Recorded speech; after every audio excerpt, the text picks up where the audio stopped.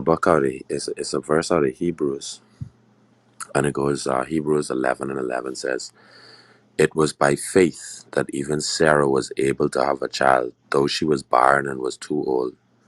She believed that God would keep his promise, and so a whole nation came from this one man who was as good as dead, a nation with so many people that, like the stars in the sky and the sand on the seashore, there's no way to count them." And today, I am just so grateful for God's promise. Um, I would have shared with y'all my story last week about me going to like just trying to get my visa sorted out, and having to go to the courts and seeing like all those young men and trying to pray for them while I was in court and so on and so forth. And I had gone and I had submitted my documents back, and you know I I was supposed to go to this thing for my job this weekend, this event, Art Basel in Florida. And I haven't been to it in many years, but this is one of like the catalysts to make me go and get my visa. And I told my boss, I was like, I don't think I can be able to make it. I haven't heard back from the embassy, blah blah blah blah blah blah blah. And he reminded me of something. He was like, for all this preaching and all this thing I'm used to be doing, you seem like the person with the least faith in this office. And that like slapped me in my face. Because I was like, he just caught me off guard with that one, because I realized that, I would speak to people about God and I would share a lot of things about God. But then there were certain things that I wasn't submitting to God. Like I still had doubts in my mind, like, if this was going to happen, and you know what I mean? And I told him, all I said to him was, I was like, you know what? You're right. You were right. You know, I had to just accept that which was true. He was right. You know, I did have lack of faith in that instance because I just assumed that it was impossible.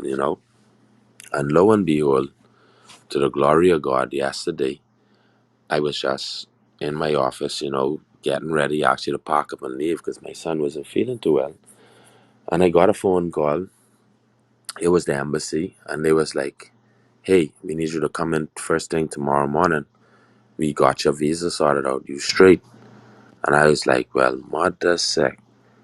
Like, where, like, I the time frame between when I said that, like when I decided to just submit everything to God and Him actually doing it was so fast that, it literally spin my head, you know?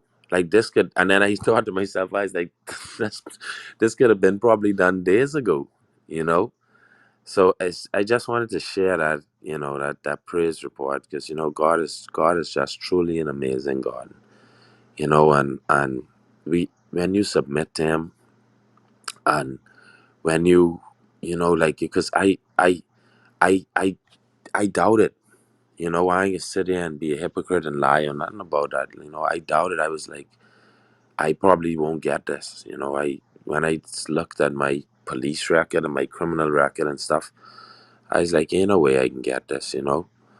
But God had a different plan, and He gave it to me, and it was just a reminder that even small wins count, y'all, and once we have faith, God has just worked things out for the best. He's do it, like this verse in Hebrews said. It was by faith that even Sarah was able to have a child, though she was barren and was too old. You know what I mean? Like the, they tell us clear as day, say, though she was barren and was too old, though she was barren, that means that like she couldn't have children. You see what I'm saying? Like they tell us that He does the impossible, because they clearly said she was barren and too old to have a child. Meaning, like, yes, she couldn't have children. She was barren. But God birthed many, many, many, many, many nations out of that. Literally the impossible. Because, like he said again here, and so a whole nation came from one man who was as good as dead. A nation with so many people that, like the stars in the sky and the sand on the seashore, there's no way to count them. Like they say, he was as good as dead. You could imagine the people who would have been looking at him back then, looking at Abraham and saying, "This ain't no way in the world you could have no children." You telling people, but your wife pregnant? That's impossible. They already probably counted him out. They, like, don't never let nobody count you out. Don't never let nobody count you out. Because what God have for you, like I always just tell you, whether it be between two mountains or two lips, He have that for you, and that's yours. That written in your book before you even was born, before you was created. God had that made for you. Claim it, own it. And our faith is what ties us to that destiny. Whatever it is, what His promise is for us. Our faith that He can remain faithful to His promise is what makes with what brings our destiny into fruition. And I just really wanted to share that story and just mention that to y'all. Thank you again, and I love each and every one of y'all. Have an amazing day. I'm Kerry, and I relinquish him.